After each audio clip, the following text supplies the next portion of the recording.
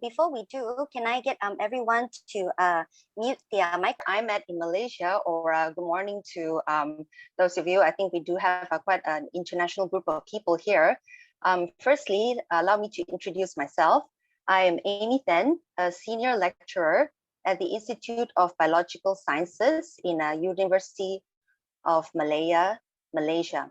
I am also the Malaysian principal investigator for this project called NexAMS, which is short for Nexus Action for Mangroves in Selangor. So while we wait for our other guests to come in, I'd like to firstly introduce briefly our 18-month NexAMS collaboration between University of Malaya and our UK partners from Plymouth Marine Laboratory and University of Plymouth.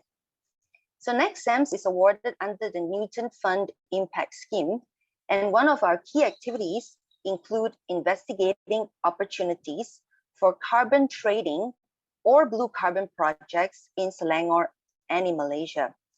So for some context, in Malaysia, I guess with many other developing countries as well, there is a delicate balance between the need to develop mangrove areas for economic reasons and the importance of conserving it for its full climate mitigation potential. The value of mangroves to people, especially the local communities who depend on it for their livelihoods, cannot be underestimated. So starting a blue carbon project is one potential way of empowering the local communities by giving them a role to play in shaping their own economic landscape. So because of this interest in our project, it has led our team to reach out to Professor Mark Huxham, who is well known for his leadership role in the Mikoko Pamoja project, which is one of the few successful community-based blue carbon project of its kind in the world. Mark is also the chair of the Association for Coastal Ecosystems, or better known as ACES, and a professor at Edinburgh Napier University. We are very pleased to have Mark as our speaker on this topic as part of our knowledge exchange webinar, conceived for the purpose of sharing the journey of NexAMS and building capacity for our stakeholders and beneficiaries through knowledge sharing. We're also pleased to work with the British High Commission Kuala Lumpur to promote this event as a project under the Newton Umpu Omar Fund scheme. So the response for this webinar has been tremendous. Apart from all the researchers and academics joining us from universities in Malaysia, UK, and India, we also welcome participants attached to major environmental agencies and consulting firms from the EU, Africa, Latin America, and Southeast Asia. So welcome to all of you. So before we proceed with the webinar, I would like to review some housekeeping rules. So we ask that in general, especially for some of us who might have Wi-Fi problem, as I personally might have, hopefully not, but we ask that you turn off your camera and mute your microphone to minimize any disruption to the presentation. Please use the chat box to communicate with us if you experience any technical issues, and also to post questions that you might have for our speaker. Over the next 45 minutes or an hour, Mark would like to have Q&A sessions along the way. So please do keep the questions coming throughout the webinar using the chat box itself. So this event will be recorded and will be made available to everyone in the next few days. All right, without further ado, I'll pass the time over to you, Mark.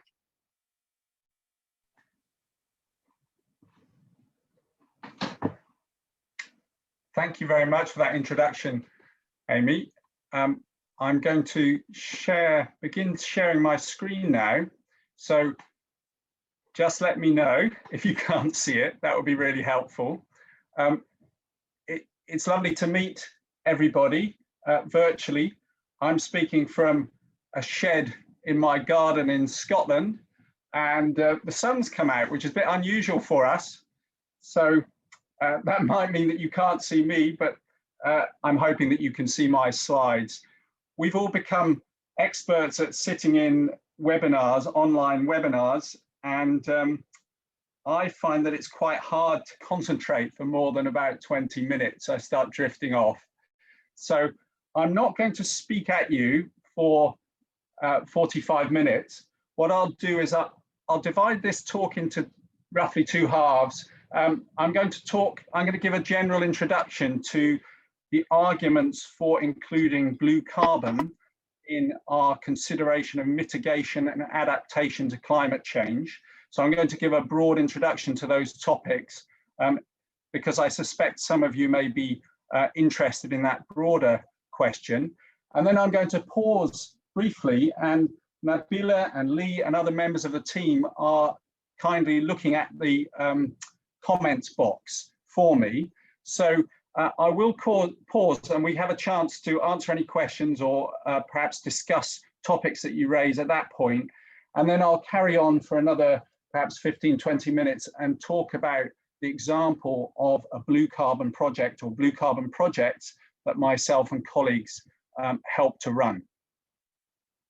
So I'm going to start off, as I say, by thinking about the role of blue carbon in the global carbon cycle and the reasons why blue carbon, particularly mangroves, seagrass, but also salt marshes, are important ecosystems when we think about climate change mitigation. So this is the big picture.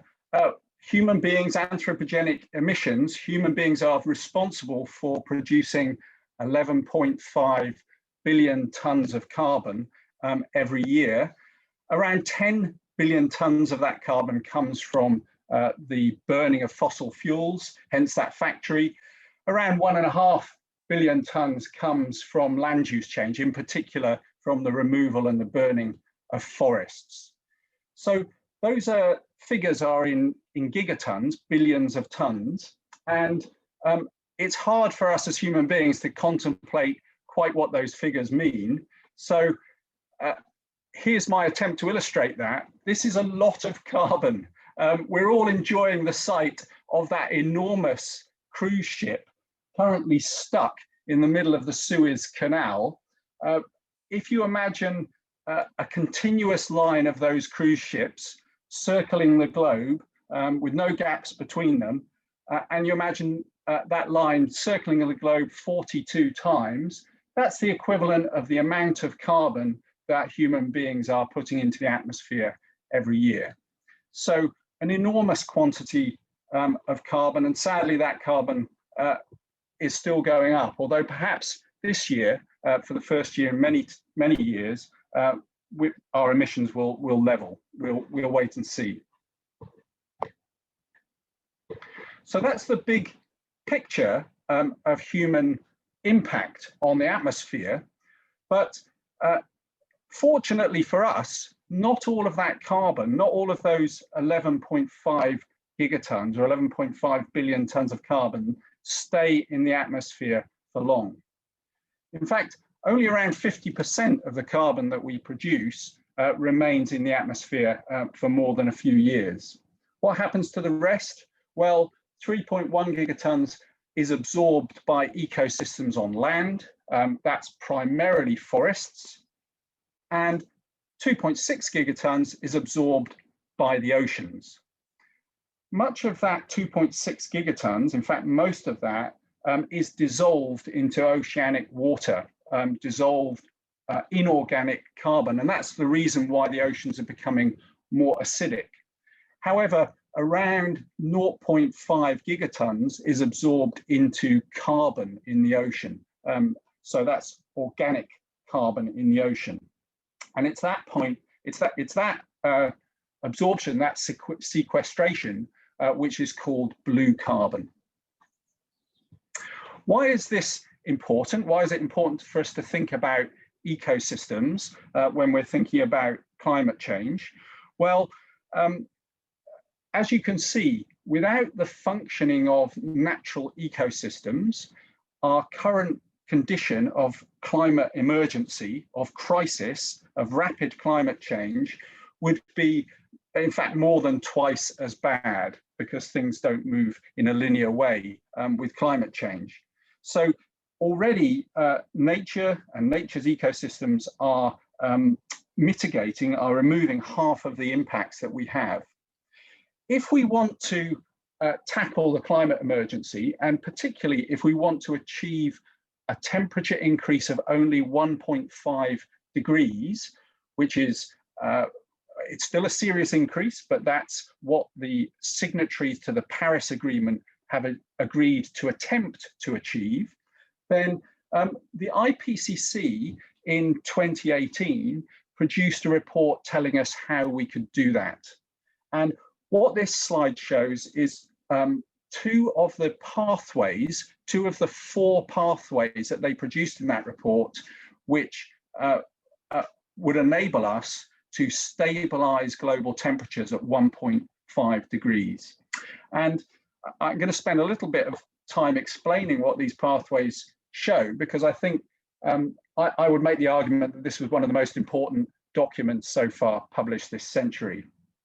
So pathway one, which is the best scenario for the human species, is very, very rapid declines in emissions. That's what this green line is showing. Beyond 2020, we need to be looking at emissions reductions of around 7 or 8% per year across the globe. But then you'll see after about 2050, 2060, we go into negative emissions zone. In other words, more carbon is being absorbed by ecosystems than is being emitted by human beings. And this brown area on this graph shows forest changes in forestry, essentially an increase in the amount of trees or an increase in the ability of natural ecosystems to absorb carbon. So we go from emissions from land use change to sequestration from land use change in the next 30 years. That's the challenge on forestry for us in this pathway. The other pathways, I've included pathway 2 here because pathway 2 has this yellow scenario on it as well. That's called bioenergy from energy capture and carbon storage. And that's a technology which effectively doesn't really exist at the moment. It involves using, for example, fuel wood, burning that fuel wood to produce energy, and then capturing the carbon that's produced from that burning and burying the carbon. And those technologies exist at small scale, but they don't exist at the kind of scale that we need. So once we move beyond this pathway here, pathway 1, very rapid reductions in carbon emissions and massive increases in forestry, we're into very dangerous territory where we're relying on technology that doesn't really exist. And the implication of this scenario in that IPCC report is that we need around 9.5 million square kilometers more forests in the world to achieve this. So the forests that we're going to talk about today, and which I have some expertise in, are mangrove forests. Those are intertidal forests, essentially forests that grow in saline areas in the intertidal zone, in the tropics and the neotropics. But they're not the only blue carbon habitats. Seagrasses are also very important. And you can see that seagrasses are much more common than mangroves. There's a much larger spatial extent of seagrasses in the world.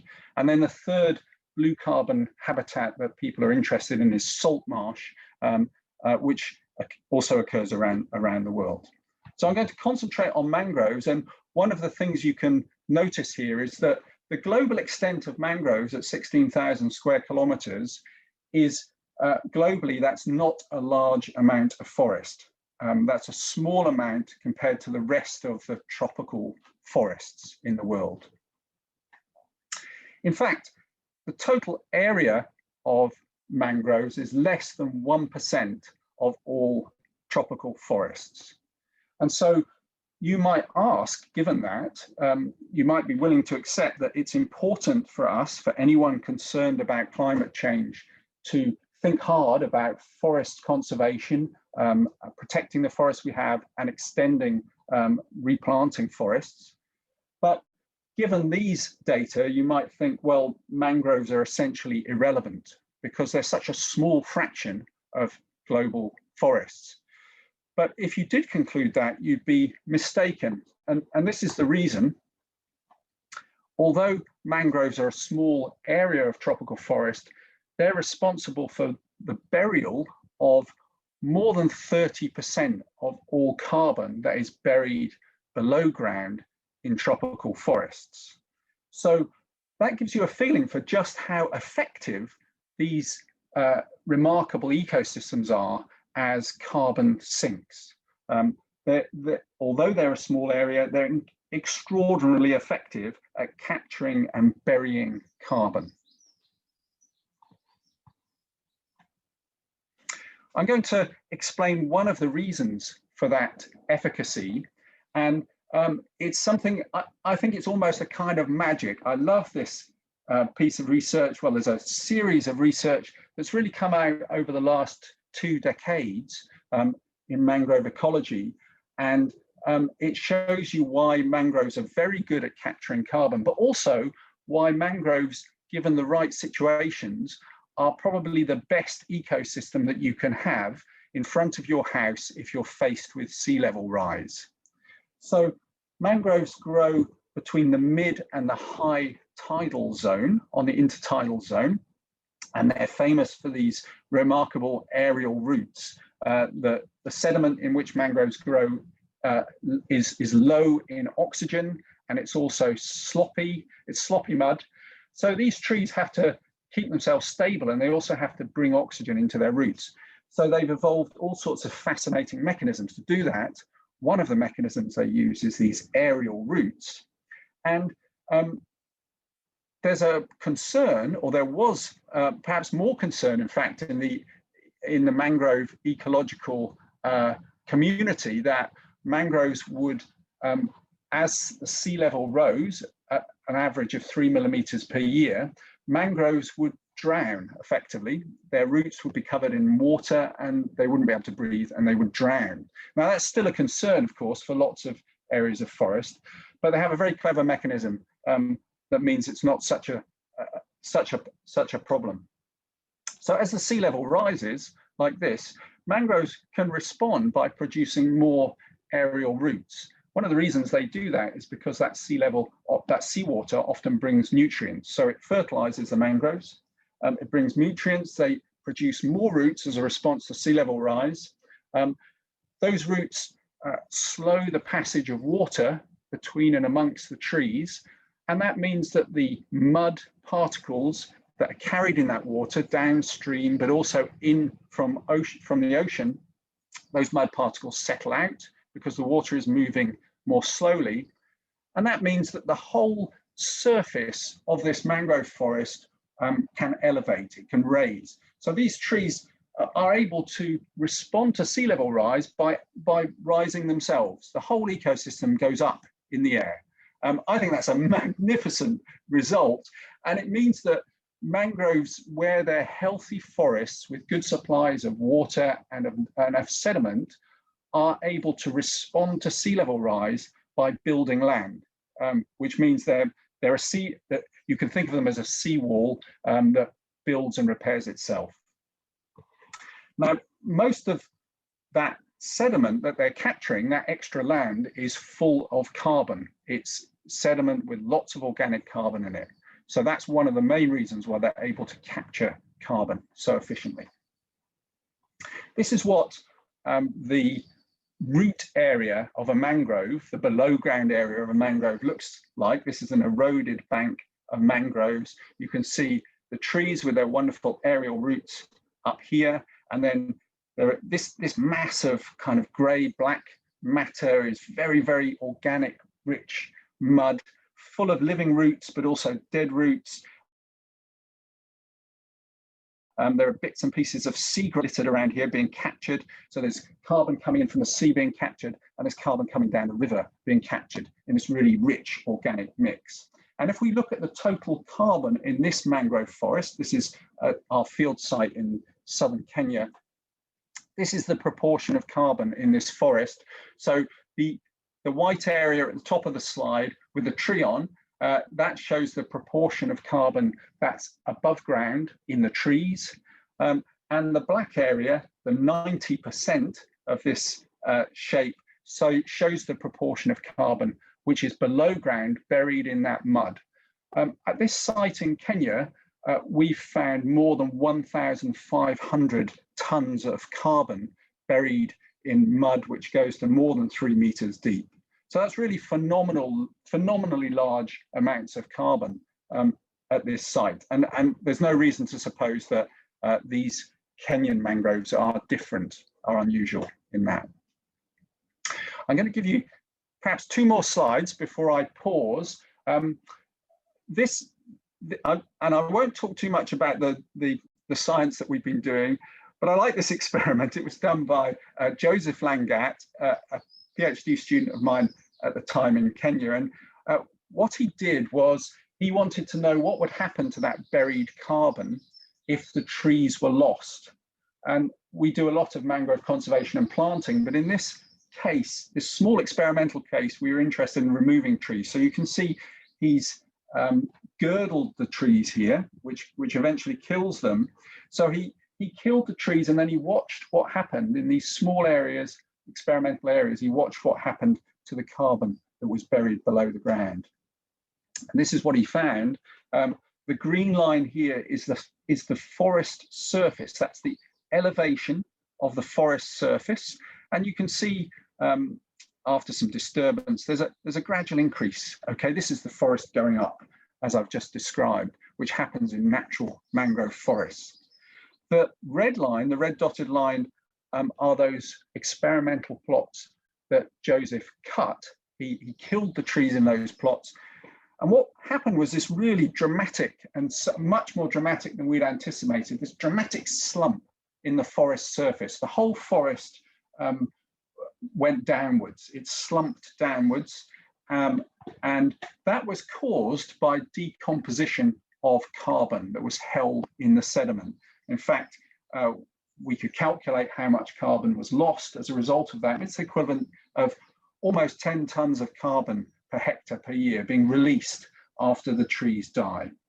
So what this shows us is, first of all, we have huge amounts of carbon buried in these forests. That carbon can stay there if the forests are healthy, because the forest will respond to things like sea level rise.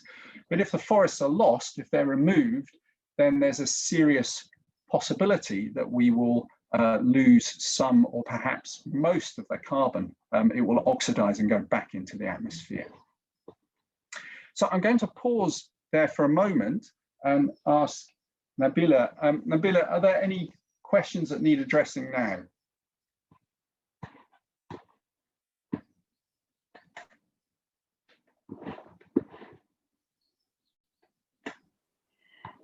So far there is no questions yet, but if you want to wait for perhaps 1 minute just to see if there's any question coming in.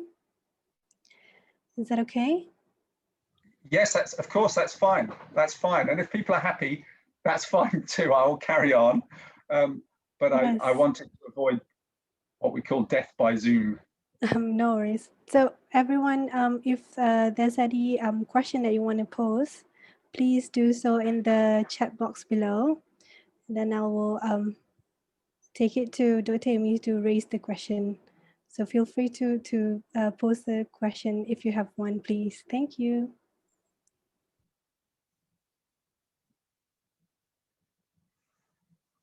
Mark, do you want to, if the audience has any questions, they can also unmute themselves and ask directly? Of course. Yeah, people are very welcome. Yes, if that works better. Or they're very welcome to wait until the end as well. I have a question, Mark. So the scientist in me wanted to know with the experiment that you did with the slide that you just showed, I was wondering, do you think that, the age of the mangroves itself might affect, how much carbon is being released? Because, I mean, it was quite really interesting, but the dramatic results, and how much, I guess, subsidence in the land itself, happened with the cutting of the forest.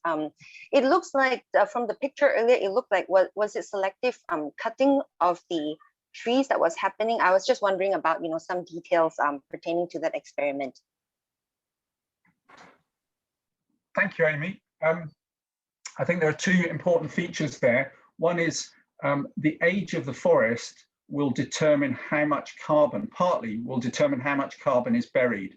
So if there's been a forest on the site for many years, you will find very, very deep deposits of carbon.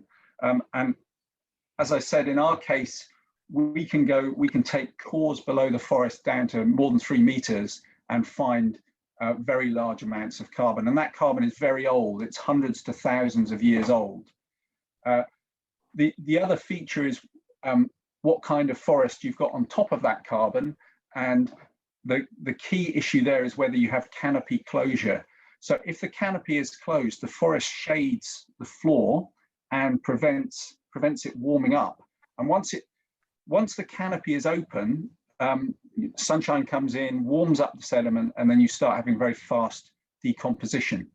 So there are those 2 elements, I guess. But some of these mangrove forests have been on the same site for many hundreds or possibly thousands of years, and we can use things like isotopic dating to show that. Thanks, Mark. So what I'll do now, if everyone's happy, I'll resume sharing and turn to talk about the example of how we've used some of this science to aid in mangrove conservation and also help people who live close to these mangrove forests.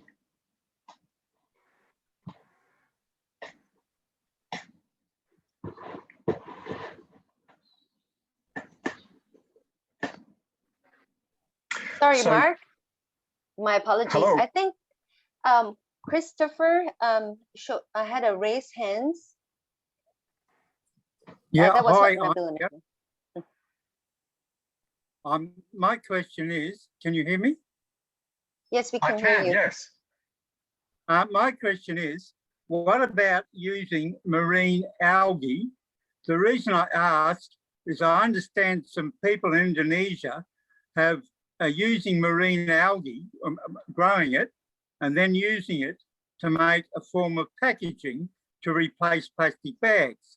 In fact, I've actually seen some of these bags, and the idea is if they end up in the marine environment, they just break down without adding plastic to the marine environment, which we all know is a major problem. I may be wrong here, but I thought marine algae would absorb a lot of carbon. That's my question. Thank you. Thank you very much for that question. I would say that using algae as a basis for plastic production is a really excellent idea on all sorts of grounds, particularly if you can make properly biodegradable plastic. And also because plastic actually, takes a lot of fossil fuels to create. However, the key issue about carbon sinks is whether the carbon is permanently or semi-permanently locked away from the atmosphere. And so most green plants, including algae, absorb carbon, but then release that carbon again once they decompose or once they're eaten. So most plankton, for example, in the ocean, the plankton absorbs huge amounts of carbon every year, but then most of that carbon is released again into the atmosphere when that plankton is consumed by zooplankton. It's the same for grass and most terrestrial ecosystems. So the key issue here is that mangroves do that too, of course. They produce leaves which decompose or are eaten, but they also bury carbon in the ground, and that carbon stays there for hundreds or perhaps thousands of years. And so it's that carbon burial which is critical in terms of a carbon sink. So lots of really good ideas about using algae in various ways, but usually algae won't be an effective carbon sink for that reason. Yeah, okay, thank you for that. So thanks very much for the question. Good question. I'm going to just carry on now with giving you a little example of the work we've been doing and how we can use this science for the benefit of local people. So I'm taking you to southern Kenya here. We're just below the equator on the coast, quite close to the Tanzanian border. In fact, that second site, Vanga, is right on the Tanzanian border. And both of these sites are really wonderful tropical seascapes with mangroves, with seagrass, with coral reef, and lots of people as well. And the people, of course, are not just an important part, they're an integral part of these projects, but also these systems. And as an ecological scientist, it took me a while to realize this, but working in mangrove ecosystems, at least here, and I think in most mangrove ecosystems around the world, because they're so heavily used, managed, impacted, interacted with by people, it's not accurate to think of them as ecological systems. They're really socio-ecological systems. So the forests at this site have been managed by local people and used by local people for millennia, and mostly that's been a sustainable business. That's changed perhaps in the last 50 years or so. People are very heavily dependent on the mangroves in these communities. So, for example, most people, the large majority of people, rely on collecting fuel wood to cook with, and much of that fuel wood comes from mangrove forests. Levels of poverty are quite high, and for example, more than 70% of the population have not completed primary education. That's changing quite fast in Kenya now, but so that's partly a legacy of when it was harder to get access education. Fishing is by far the most important activity here for livelihoods and for income. And on the coast here in Kenya, the population growth rate is high. In fact, it's more than 3% per year, so doubling in about 30 years. So some of that is indigenous population growth. Quite a lot of it is translocation or migration of people from inland, some of which is probably pushed by climate change inland. So things are changing fast, and there's a lot of pressure on these forests.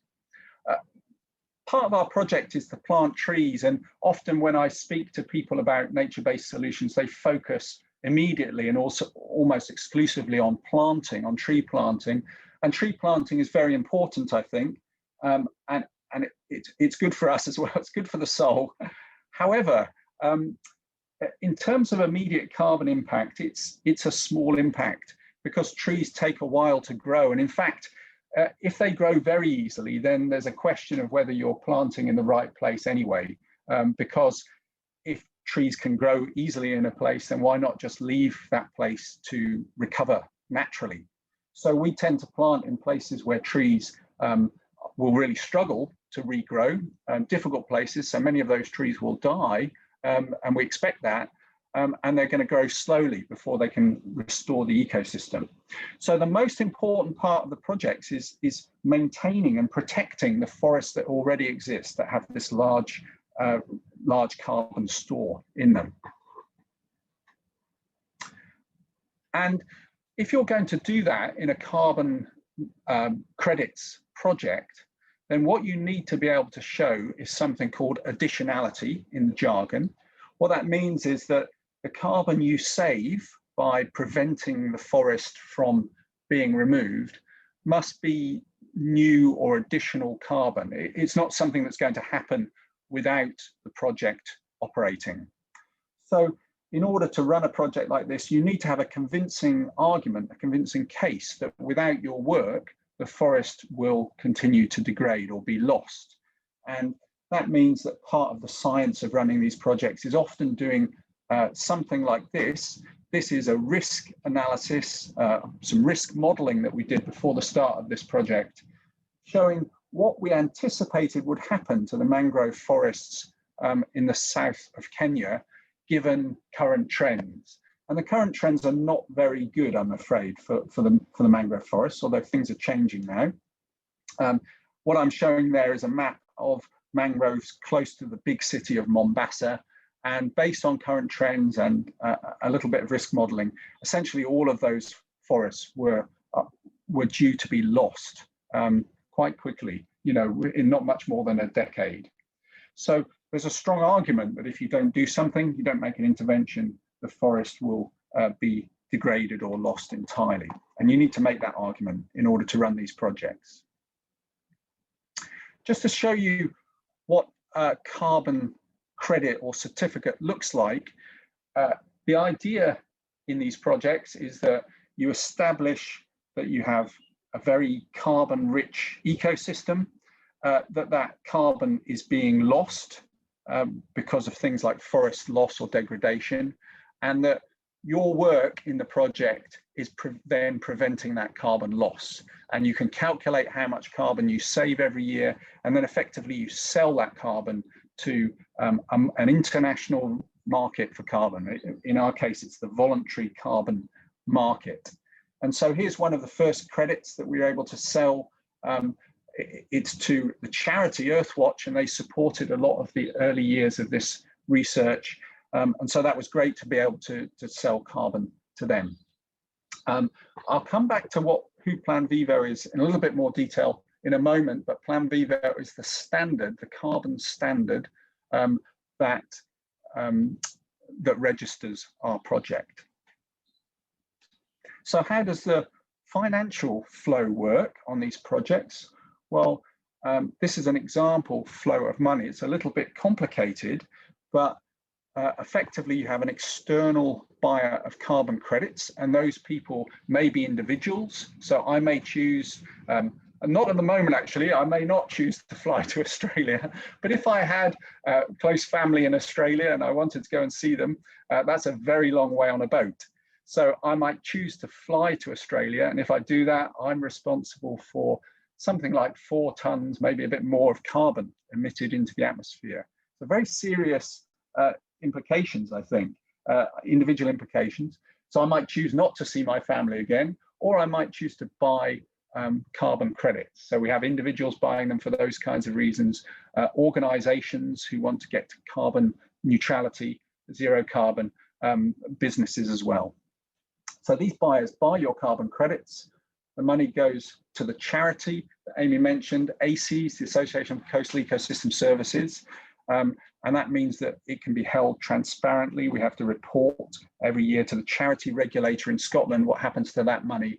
And then there are various fees that need to be paid, fees for the accreditation and verification of this project, fees to Plan Vivo, which is the standard that accredits and verifies it, salaries for people, and then money that's left over goes to the community-based organization, Vanga Blue Carbon in this case, and they can choose how they spend surplus money. So once we've met the commitments to conservation and to tree planting and to tree restoration and protection, any surplus money goes into a community fund, and people choose how they spend that money through a democratic process.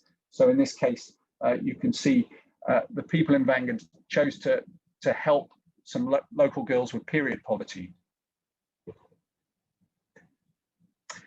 So over the years, the projects have had a range of impacts, and people have chosen, local people in these communities have chosen to spend the money particularly on education and on health and water.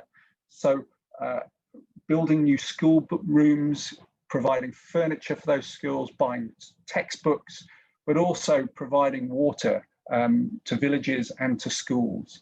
And we can calculate the kinds of impacts that has. It's around saves around 600 kilometers of walking every month.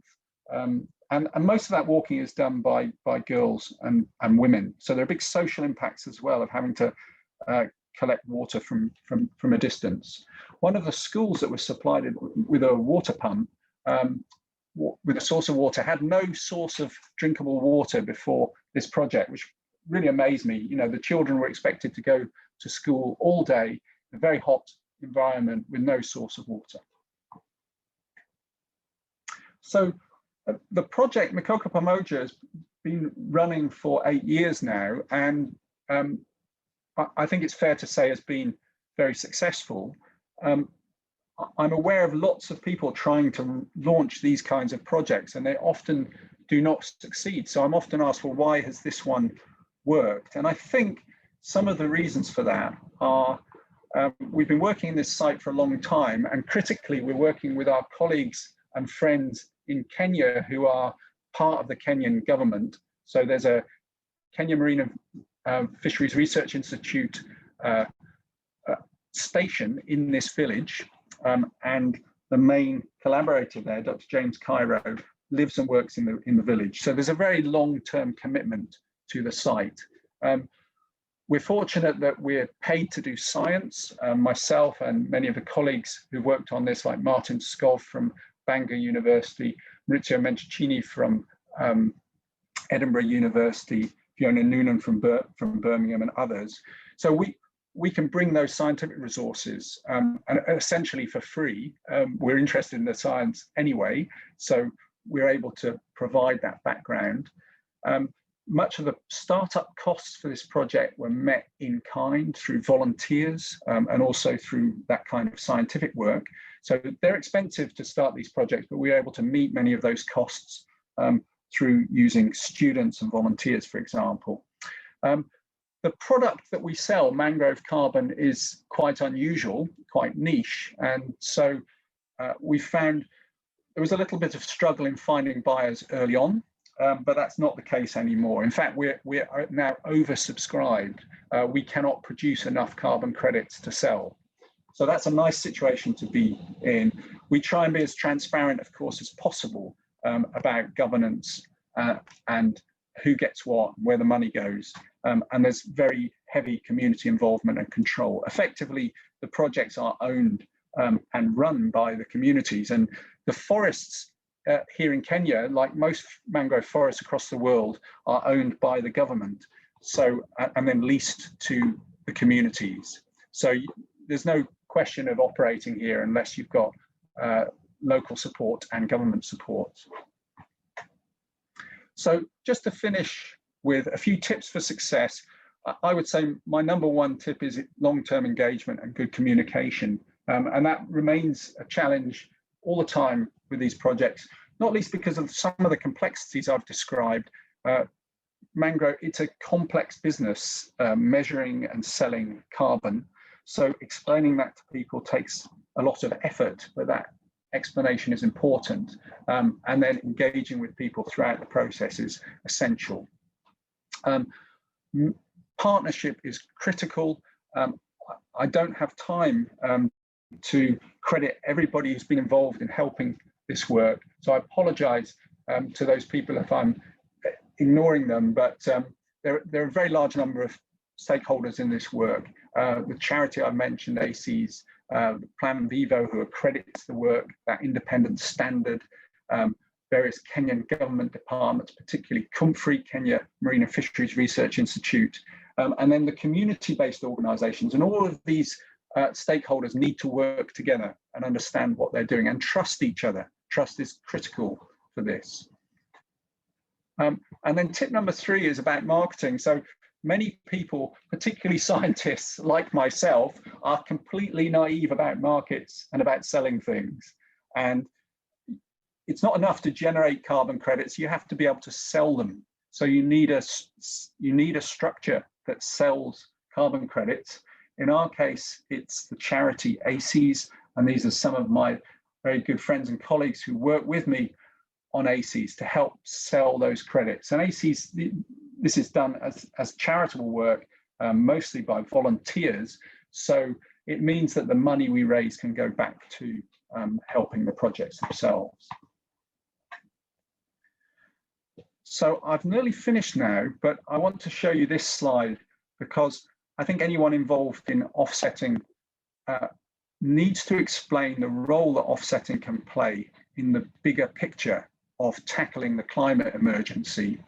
And the point I'm making here is that offsetting is just one small contribution that we can make towards tackling the very serious crisis that we have. And it's very important that people who sell carbon credits do not propose or pretend that this is a quick, easy or instant solution to climate change. And it mustn't be seen as a way of avoiding doing all these other things which are essential if we're going to tackle the problem. So thank you very much for listening to me. If you want to find out more about our work, about ACES, then please do visit the ACES website. and you might even have some carbon that you'd like to offset with us. Thanks very much. Thank you, Mark. Stephanie Rogg says that she enjoys the great picture with the green umbrellas. So we have a question. Are we ready for question time, Mark? Of course. Awesome. So we have one question now from Mel Austin. So Mark, how do you initiate the momentum to start a project like this? Did the plan gradually evolve, or were there specific moments or meetings or influential people creating momentums and progress? Thanks, Mel. That's a really important question. So I talked about two different sites, one in Ghazi and one in Vanga.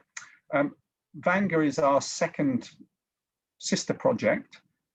It's a newer project, and initiating that project was much easier than initiating the Ghazi one, partly because people at that site were aware of what we were doing.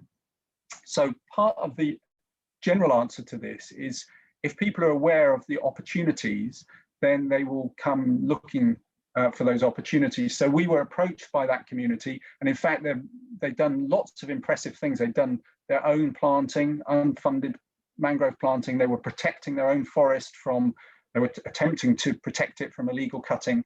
And so they were very engaged in conserving their mangroves anyway, and essentially wanted help and support in doing that. So if you've got a community like that, then things are much easier. In terms of Ghazi, the key issue for me, if I can indulge in a very short story, was I'd been working at that site for 6 years doing scientific research and using the mindset of a scientist, thinking what I need to do here is do high quality research, publish those papers saying how important mangroves are for fisheries, for example, and then somehow people will read these papers and come and protect the mangroves, and that will help everybody because mangroves are important. That was my mindset. And I was almost accosted one evening in the village. Some of the village elders came and took me by the arm, took me to the madrasa, sat me down on a very small chair and said, "Where is the benefit for us from your work?" And that was quite a shocking experience for me, but because I thought people were kind of appreciating these scientific papers for some strange reason. And it meant that I had to look very hard and think, how can I use this scientific information to bring benefits to local people, and particularly to bring money, to be blunt? How do we bring money? And that's why we started exploring the mangrove, the carbon market, because it's a fairly reliable source of funding.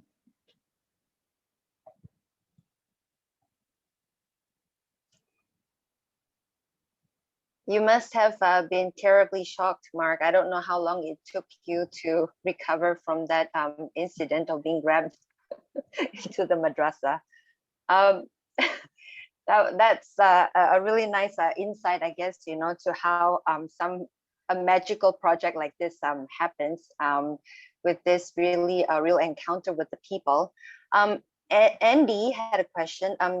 He's asking, do you feel that for such projects, time allocated for capacity building and community engagement within proposals is often underestimated? That's probably in the context of those that might not have succeeded. So you can share some insights on this aspect. Absolutely, yes. It's really hard to put that funding into proposals. And in fact, as I said, we were fortunate in that we were conducting work at this site, field work, and much of that work was run through the Earthwatch Institute. So that they work by bringing volunteers to work in your science, which means it's a very kind of public way of doing that, which means you really want to arrange engagement events and training events and all those things. So you can't get away with simply doing your science if you've got funding that way. But normally, normal scientific funding doesn't fit these projects particularly well, because it expects, well, cutting edge research, whatever that is.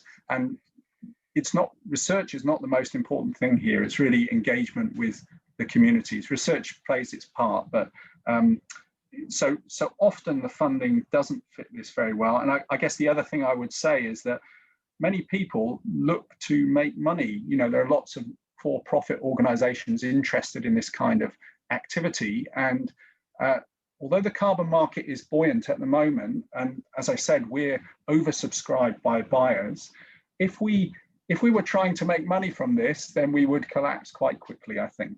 So we're fortunate that we have volunteers, and you know, some of us are paid to do similar work, at least the research work. And I think many people get into this market with naive expectations about how much money they can raise. On that note, Mark, I was wondering, how long did it take for you, you know, from the time, I mean, I know you mentioned that you worked there for 6 years, right? But what was sort of like the timing it took, you know, for you to set up formally a blue carbon project to the time where, you know, it's ready to like run? Yeah, maybe borrowing the Ghazi example as a case study, since that was basically sort of like when you started from scratch almost. So the timing between that important confrontation that I had in the madrasa and launching Mikoko Pamoja was around 5 years, but that was so quite a long time. Part of that was because we needed some of that baseline science, and much of the science was not really there for mangroves. The timing for most now, the timing should be much shorter than that. So it's not that people have to do, you know, multiple PhDs on their sites in order to run one of these projects. We can use sensible general data from other sites, for example. And now the timing, I would say a minimum timing is likely to be 2 years in order to initiate one of these projects. On that note, Sahadev is asking, mangrove carbon varies a lot spatially. So how do you choose a site for blue carbon projects, especially if your goal is to sell the carbon credits? Yes, so you need two things, I guess. You want a site with plenty of carbon, and to be fair, most mangroves do have a lot of carbon, because most even quite small trees will usually be growing on 1 meter or perhaps more of carbon-rich soil. Some mangrove forests have small amounts of carbon, particularly those in arid areas, the Middle East, for example, where you have very stunted trees growing essentially on sand. But most mangroves have quite large amounts of carbon. So you need large amounts of carbon, but you also need the forest to be at risk. If it's a nice, safe forest, then protecting it is not protecting any carbon. There's no additionality there. That's a little bit frustrating, isn't it? Because we should, you know, first of all, protect those really good forests. But it's those two things you need. And I think, although you need to know the minimum amount of carbon in your forests, you don't need total precision about that carbon. As long as you can be confident we've got at least this amount of carbon, and this is likely to be lost every year. So Mark, are you saying that, you know, if we're confident at least in some minimum estimates of the carbon, we're sort of good to roll? So that's one question. And another question by Giovanna, she's asking, is the carbon sequestration in the soil also considered when calculating carbon credits, or are the carbon credits based on the carbon in the biomass? Yes, thank you. That's a really critical question. So it depends on the standard with which you're accredited. And I mentioned that we were accredited with this charity called Plan Vivo. They're one of the international standards for these sorts of projects. They're not the only ones. There are voluntary carbon standard and gold standard and others. So there's a kind of slightly competing market of these different standards, and they all have slightly different rules and requirements. Plan Vivo has allowed us to accredit some of that below ground carbon, but it's only, what we need to be able to show is that the carbon that we accredit is either vulnerable to being lost. As I showed you, we're able experimentally to show that at our site, or that if it's an afforestation project, that you can show how much carbon is being captured below ground. So in our case, it's both soil carbon and biomass carbon that we're selling. Mark, since you mentioned about Plan Vivo, was there a particular reason why you went with this particular accrediting body instead of the others that are available? So could you share a little bit highlights on that? Yes, the big advantage of Plan Vivo for us is that they've been established for a long time, more than 2 decades, and they specialize in community-based work. So all of their projects involve working with often, not always, but often quite poor communities in developing countries, and the benefits of the projects are going to them. So there's a strong emphasis on livelihoods, on social justice, and on communities in their standards. One of the trade-offs of that, I guess, is that if you spend a lot of time dealing with communities and the governance issues of communities, you might have less time to do fancy science to get very precise estimates of your carbon. So there's always a bit of a balance between that, and the standards need to achieve that kind of balance. So the community focus of Plan Vivo is really important. Some of the other standards have more technical requirements, I guess, which means that you can't afford to run a small project, for example. You need more funding, they're more expensive to establish. The other big advantage for Plan Vivo for us is that they're based here in Scotland. So actually I can go and knock on their door and have a conversation with them. Mark, I was wondering, since mangroves are coastal forests, right? So one of the concerns, I guess, with say, reforestation projects is the potential effects of sea level rise. That some people might say, why bother planting? If potential the sea level is going to rise anyway, and kind of undo the work that you are doing. I guess I was wondering, when you were talking about the condition of additionality, and there are probably others as well. How does the potential effects of sea level rise play in terms of selecting a low carbon project site? Thanks, Amy. Yes, so one of the requirements of these projects, I've mentioned additionality. Your project has to be in addition to what will happen anyway under national legislation, for example. Another requirement is what's called permanence. So the carbon that you capture needs to be captured permanently. It's no good encouraging the growth of a forest, which then is simply cut down after 30 years and burnt. All the carbon goes back into the atmosphere. So you need to be able to show permanence, which is quite a tricky thing to do. Who knows what will happen in the future. Actually, one of the big challenges for forestry projects is fires. And mangroves have a huge advantage there. They tend not to go on fire because they're inundated by the sea. So that's a major advantage for mangroves. However, they are threatened in other ways, for example, by sea level rise. The piece of the phenomenon that I described in the talk of surface elevation of mangroves is very, very encouraging. And it means that we're actually able to predict which forests are likely to be more resilient in the face of sea level rise, because they can respond. They respond in 2 ways: by elevating the surface of the forest, but also by migrating inland. So if you've got a mangrove forest, for example, that is not well served by a river which carries lots of sediment to that mangrove forest, and backs onto a hard seawall or onto a road, so it can't move inland as the sea rises, then you've got a problem with permanence for that forest. Increasingly, these projects we are being asked to say, well, what do you predict will happen to this forest in 50 or 100 years' time? And there are some tools that can help us to do that.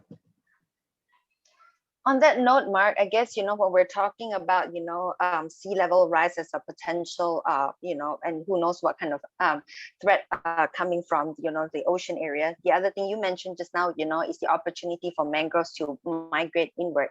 So does this mean that, if we are working on a site where, there's a very narrow strip of mangroves, and there's really kind of like, no opportunities to plant inwards. Basically, the mangroves don't have an opportunity to migrate inwards. Does this mean that this is not going to be a viable site for a blue carbon project? Right? It might mean that, Amy. All the projects have something called a risk buffer, which means you generate your carbon credits, and then a certain percentage of those, 10, 15, 20, 25% of all the credits that you generate are taken and put into a risk pool by Plan Vivo, by the standard. And what that means is that the risk is pooled between your projects. So sometimes you can launch a riskier project. So your project might be risky because you're not quite sure what will happen with sea level rise, or there's political turbulence at the site, and perhaps you don't have really secure tenureship or something like this. It might be possible to launch a project, but if the risk of that project is higher, you're going to lose more of your carbon credits. And that's a mechanism that's used to, well, overcome this criticism of these sorts of projects, that we don't really know whether these forests will be there in 50 years' time. I mean, I think it's a slightly unfair criticism, because what do we know about 50 years' time after all? Do we really know that the wind farm that somebody's built will be there in 50 years' time, or that the other political changes that we want to see will be there? But there's a mechanism, a financial and pooling mechanism to deal with that risk. Thanks, Mark. I had to laugh just now about what you said. But I have a question from Audrey. He raised his hands basically. Audrey, I'm guessing you want to mention your question live directly to Mark. I wanted to type it, but it gets too long. No worries. No, basically two questions. The first one is, can we use aerial extent of mangroves alone as proxy for this? Of course, we need baseline information on carbon, but then can we just use aerial extent as proxy to maybe play around with your formula to come up with a formula for payments for ecosystem services, not just carbon, but other services that they provide, and maybe your suggestions on that first. And then secondly, policy intervention, like based on your experience. Of course, Mikoko, Pamoja is a huge reference for all of us in the mangrove clan. But then that was.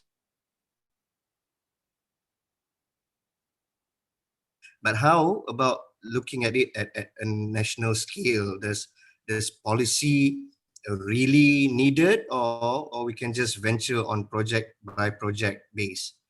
So yeah, two questions. Thanks. Thank you very much. On the first question, yes, you can use aerial extent as a proxy, and that's of course by far the most often the easiest measurement, provided you can show a correlation between aerial extent and things like total biomass, either stored above or below ground. So yes, that's a fairly standard approach to use aerial extent. For example, in our projects, one of our monitoring thresholds is no signs of clear cutting in the forest, and we can use aerial photography for that, or satellite image rather. You mentioned other ecosystem services, which was really interesting, and I guess part of the frustration of dealing with the carbon market is fascinating, and carbon ecology is fascinating, but mangroves do so many other things, as probably most people on this call know. And my original interest was as a marine ecologist interested in fish and other fauna using the forests. The reason we focused on carbon was because a market exists for carbon, and at the moment there is no market. We can sell, the credits for fisheries, or the credits for coastal protection, for example, or the credits for the beauty of the forests. All of these things are really important, but you need to be able to sell them, to be blunt, and the carbon market allows you that. On the strategy, the big issue there, I think, is nationally determined contributions, and we need to think through how relatively small projects like ours can successfully complement and enhance national efforts through nationally determined contributions. That's going to be a really important conversation at COP, the Conference of the Parties, the big conference that's going to happen here in Scotland in November. So how can we support these kinds of initiatives, but make sure that they fit and complement national initiatives? And that's quite complicated. It's something that the team is working on at the moment, but it's a critical question. Thanks, Audrey, for that question. Andy had a follow-up question, well, on the sciencey side, I guess. He was asking, in the Mikoko project, what was the level of threat to the chosen forest sites? You mentioned that there was a risk of loss within 10 years. What was this assessment based on? Was it on actual plans or trends? It was based on two things. First of all, analysis of satellite imagery, so that's aerial coverage, across the Kenyan coast over the last 30 years. So we did, basically using Landsat imagery and other imagery, we were able to show the rate of forest loss. And then we went beyond simply extrapolating that. We produced a risk model that was able to predict those forests most at risk on the basis of things like proximity to roads and proximity to rapidly growing populations. So that was the basis for what's called the business as usual scenario. And Kenya was losing 1.2% of its mangrove forests per year. And we were able to kind of extrapolate that into the future. That sort of underestimates the risk a bit, because a lot of the degradation of the forest you don't detect from satellite imagery. So you see if it's removed, but you don't see if people are going in and, you know, cutting all the large trees and there's still a canopy there.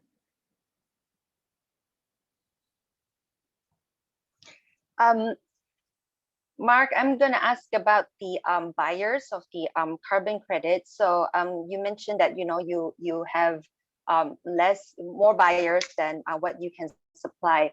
I was wondering, you know, if do you sell your credits internationally, and what will be the reasons to do so, or otherwise, or maybe you don't really, it doesn't matter from your standpoint, the status of the buyers in terms of whether they're local or international? Most of our buyers are non-Kenyan buyers. There is an emerging market, for example, for eco-tourist activities within Kenya, and those activities are interested in offsetting their carbon with Kenyan projects. So I think that's very appropriate and encouraging. Most of our buyers are international, and they're a whole range of different buyers. Some of them know about our work because of scientific reasons. So, for example, some of the large science conferences, when that still happened, that seems a long time ago, doesn't it? But many of us in science travel internationally to conferences, and there was always an irony about, you know, traveling to a climate change conference, knowing that as a result of going there, you were producing 1 ton of CO2. So one of the ways of dealing with that difficulty is to offset. So some of our buyers are like that. The only thing I could say about selecting buyers, we don't select buyers on the basis of where they are. However, we do have a conversation with people who buy carbon credits from us to say, look, we're not interested in selling carbon credits to people who are only interested in offsetting. So that's to avoid this problem, sometimes called the moral hazard problem, the idea that, you know, large corporations and other perhaps very wealthy individuals will try to tackle climate change simply by buying a few carbon credits. So we're interested in working with people who are serious about cutting their carbon footprint, and this is part of their response. So has there been any kind of like potential threats on, like, say, you know, the independence of the project, or I don't know, the sovereignty of the nation, you know, by having international buyers coming in, you know, to buy the credits in your study site? No, there hasn't, Amy, but one of the emerging, so that's we're very fortunate to be, very well supported by our friends and partners in Kenya. The Kenyan government, for example, is very happy to support this project and see it as part of its portfolio of responses to nature-based solutions and climate change. So there's no problem with that. What the big headache, I think, that people anticipate is what happens in the national accounting. So if countries, for example, sell, not on a small scale like we do, but on a big scale, if they start selling carbon credits to other countries, who gets the credit for that carbon? Does it go to the host country or does it go to the buying country?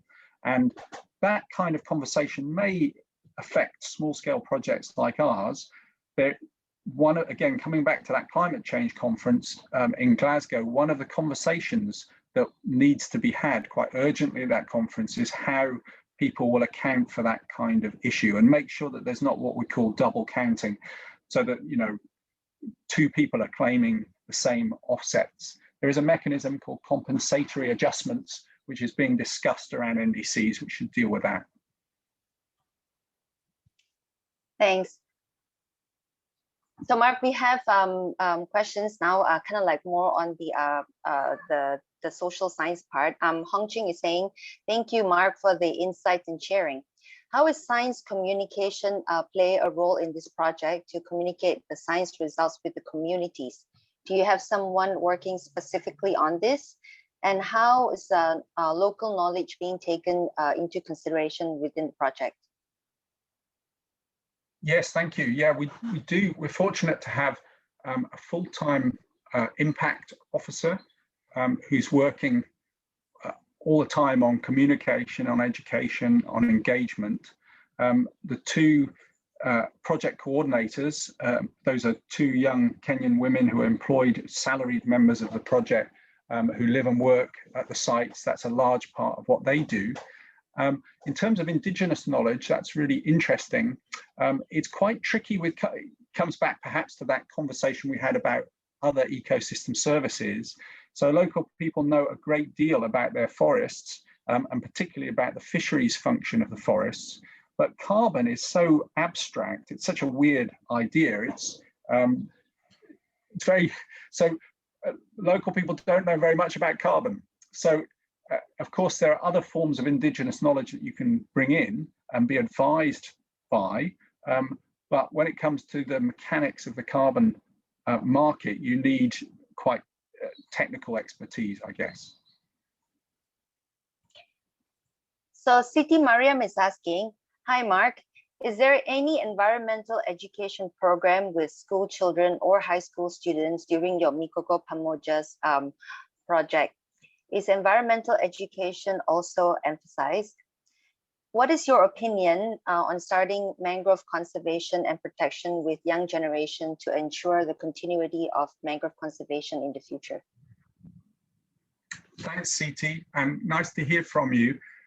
It's really critical, isn't it, environmental education? And of course, everybody always says that, but one of the critical features, I think, is that the people in Gazi and in Vanga are living in this really fantastic and extraordinary site. But if you live in a place like that, you don't always know that you're not able to always appreciate what you have. So one of the things we want to be able to do is really encourage people to realize what an incredible environment they live in. The Gazi site in particular is actually the kind of mangrove university of the whole of Africa. It's been so well studied. It's a very famous site and it's a wonderful site. So we want to make that point. And then I mentioned about population growth in the coast. Those perhaps the biggest difference between here in Scotland and going to Kenya, there are all sorts of differences, but perhaps the biggest difference is the number of children. There are just so many children everywhere compared to our aging societies. And obviously those children are the stewards and custodians of the forests in the future. So there's an enormous potential for environmental education and engaging with children. We do our best, but because we're a small charity with volunteers, we could do lots more, and that's really around resources. So it's certainly something that we do work on, and we'd like to work on more. We have a question from Malcolm. Sorry, the questions are coming in as we go, so I was hoping to group them in a more similar line of questions. But Malcolm has a question about the carbon buyer. Does the carbon buyer require any VCS from your project? I'm not sure what is a VCS, but I hope you do, Mark. Well, that could mean a few different things. Malcolm, are you able to clarify? Malcolm, you can unmute yourself if that's convenient. Otherwise, you can type in now what you mean by VCS. Hi, Mark. Can you hear me? I can. Can you hear me? I can hear you, yes. Yeah. What I mean is, does your buyer require any verified carbon standards when you do the selling of the carbons to your buyer? Thank you. Yes, that's what I assumed you meant. So the verification of our standard is through Plan Vivo. So Plan Vivo is the standard, the verifier. And in order to have a project with Plan Vivo, you need to submit the relevant technical and social documents. You then need to have a verification or a validation visit, and that's from a third party validator. So you have to pay somebody to come and check that, you know, what you promise to do looks feasible. And then every 5 years, you have to have a verification visit. So again, a third party visitor comes to your site, checks your work, checks your paperwork, talks to people, makes sure that you're not fraudulent, basically. So yes, there are carbon projects which are not verified, but I think most buyers would be quite wary of those because, well, like any market, if you buy something without a quality assurance, you're not quite sure what you're getting. Audrey has his hands up. Audrey, over to you. You can ask your question directly. Thanks, Amy. Thanks, Mark. No, having said that, does status of the forest matter, Mark? Because okay, this is an advantage of us in Malaysia because we have fairly large amount of mangrove area-wise, and proportionately. But then at the same time, we have also some community working on restoring non-protected forest area, which are increasing in numbers now. So is that advantageous for us to carry out? I mean to sell carbon and join carbon schemes, and yeah, as highlighted by Malcolm earlier, because it's from Forest Department. So perhaps, I mean, certification, licensing, or status of protection, does that matter? Yeah, and then I see, and then maybe a question to Amy and the team, and us actually in Malaysia. Why is this hindering? I mean, with all the basic needs for carbon market and carbon scheme, why are we not doing it yet? Thanks. Thank you, Audrey. Yes, the status of the forest is critical, and it's that difficult balance. You need a forest that is good enough so to contain carbon. If your forest is so destroyed or degraded that there's hardly any carbon left in it, then you can't protect. There's not much carbon left to protect. So if you're doing forest protection, that's not the case for reforestation projects. You could, for example, in Malaysia, you may well have many abandoned shrimp farms and other areas which were former mangrove areas. So there's a possibility for restoration type work. But if it's protection work, you need a forest which is good enough, but which is not so well protected that it's not under any risk. And that's the additionality requirement. So if you want to work in a national park, which is actually well protected, then you wouldn't be able to use that as a carbon project because your baseline scenario would suggest that it would still stay well protected. So there's that balance. You need a threat, but the right level of threat, a threat that you can actually change.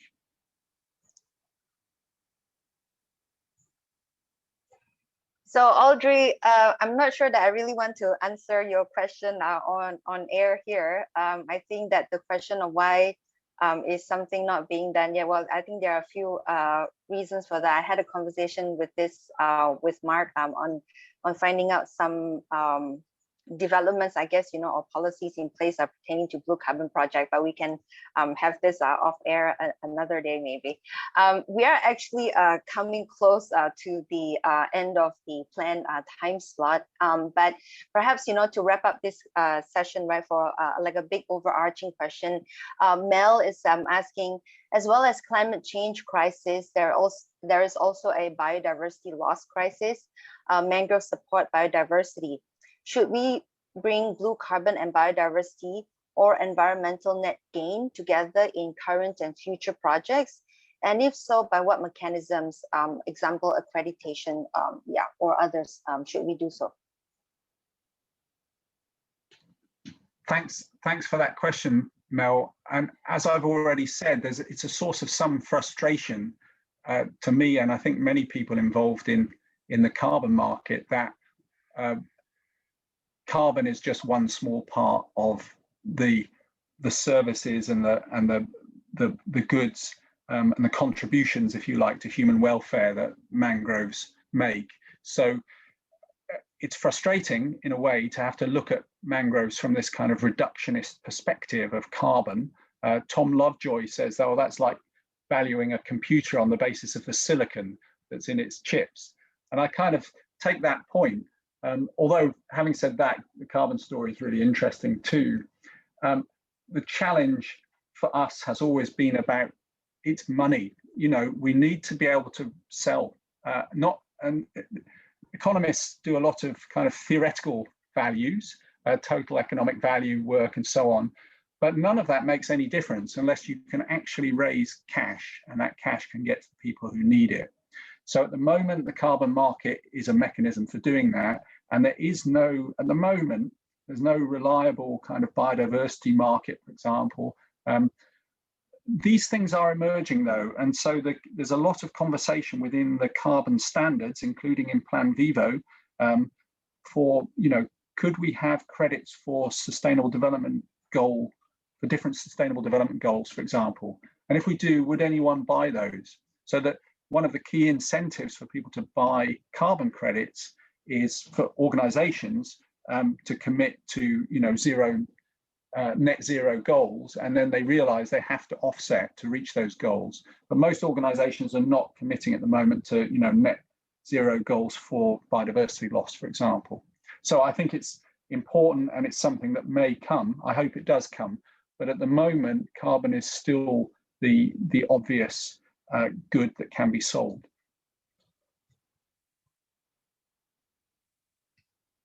Mel, did you want to have any follow-up questions from that? No, I suppose I know that this is very much focused around mangroves, but I think there's going to be an interesting development, or I think it will be interesting to see how this develops in maybe in temperate blue carbon sort of biodiversity loss, biodiversity net gain developments, and whether there is something else there that can be transferred across the mangrove environment. I like you, I kind of sense something's coming, but I'm not quite sure how we make it happen. I think so. It's a really good point. And this year, in fact, VCS, or Vera, Voluntary Carbon Standard, which is one of the standards, will be launching or has launched an SDG credit. And Plan Vivo already incorporates other things into its carbon credits. I mentioned about the focus on social benefits and community benefits. That's all, in a way, that's kind of already there in the credit, but there's an argument to make that more explicit and to make the biodiversity benefits more explicit too. Yeah, and I think the whole sort of ESG, environmental, social and governance agenda for corporates is an interesting space for this as well to look at.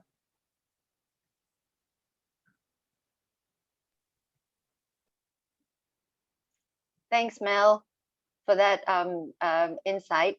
And Mark, maybe before we end, do you want to share any parting words with the group? I think this has been a really insightful time, but do you have any final take-home messages before we end the webinar? Well, thank you, Amy. Just to say thank you to everybody who's come along. I've enjoyed speaking with you. I hope it wasn't too much at you in this strange format, but it's always nice to meet mangrove enthusiasts and fans. Please do visit the ACES website if you're interested in what we're doing, and we're always interested in hearing from other people working on mangrove conservation and community development around the world. Thank you, Mark. I personally want to thank you on behalf of the NexAMS project for taking time, to share your insider knowledge with us. And I think that, you are probably one of the few, global authorities to speak about, this successful blue carbon projects, and we appreciate the insights. So I hope that, this will be a good teaser for all of you who have participated in this webinar. And as Mark mentioned, please make your way to his website on ACES, to find out more. Mark, do you just are you free for everyone to contact you, if they have any questions after the webinar? Of course, yes, people are very welcome. Awesome. So we will be, there was a question earlier asking whether, we will be circulating the video recording around. Yes, the answer to that is we will. And we will also be sending the link to our feedback form. So we hope that, to improve our NexAMS offering for future events.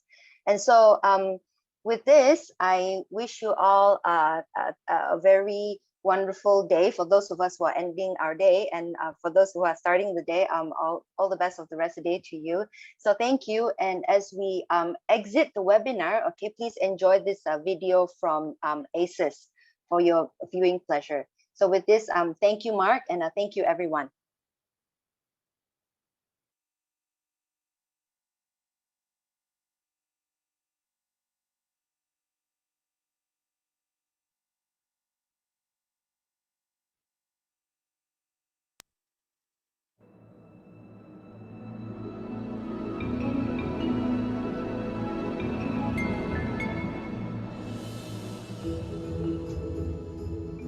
Mikoko Pamoja is a pioneering mangrove conservation and village development project in Gazi Bay on the south coast of Kenya.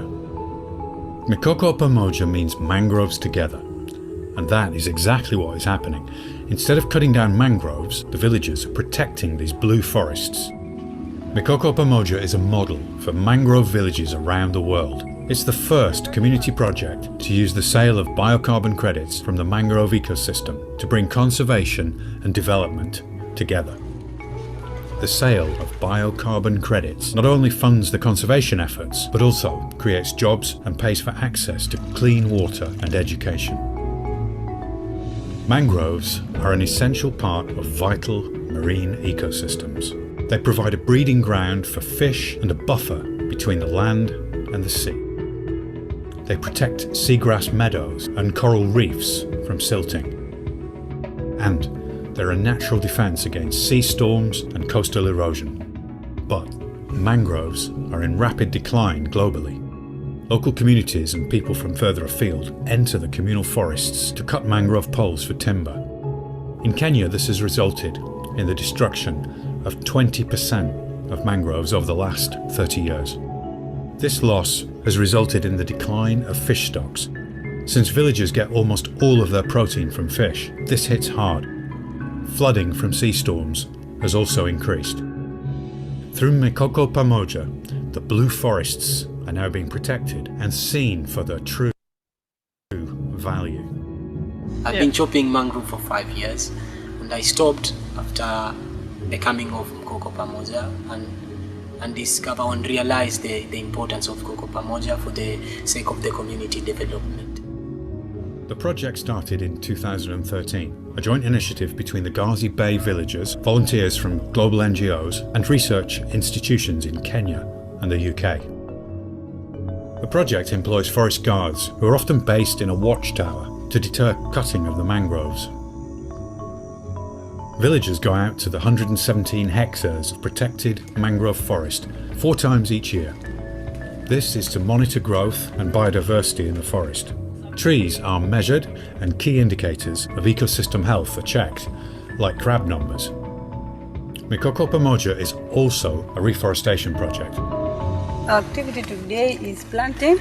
So we take the plants which we kept in the nursery, we transport them or we migrate them from one place to another place. The carbon benefits from protecting and planting mangroves are substantial. Not only do mangroves retain carbon in their own biomass, they also lock it into the marine muds. More than 1,500 tonnes of carbon per hectare is stored beneath the forests. That's more than 8 times that of forests on land. Local people now have long-term security of protein from viable fisheries. Crops are protected and the coast is naturally defended against sea storms. The community decides how they want to spend the project income. Making sure each child has a school book has been an early priority, and the schools are now sending students onto high schools for the first time. Mikoko Pamoja sincerely has done a lot to our school, especially, for example, when you go to performance. Last year, the school broke the records because of the books we received for donation from Mikoko Pamoja. Pumps funded by Mikoko Pamoja also provide clean drinking water for several hundred children in the 2 primary schools in Gazi and Makongeni. 4,500 people in the wider community also benefit from clean drinking water, and people no longer carry water from afar. Jobs have been created for 2 forest guards and 1 project coordinator. The vision for Mikoko Pamoja is to ensure enough support is found to keep the project developing and to roll out the project as a flagship for other blue forest villages in Kenya and elsewhere. The first replication of the project is already underway at Vanga Blue Forest, close to Tanzania. Part of future development will be to include the seagrass meadows in the ecosystem's carbon credits.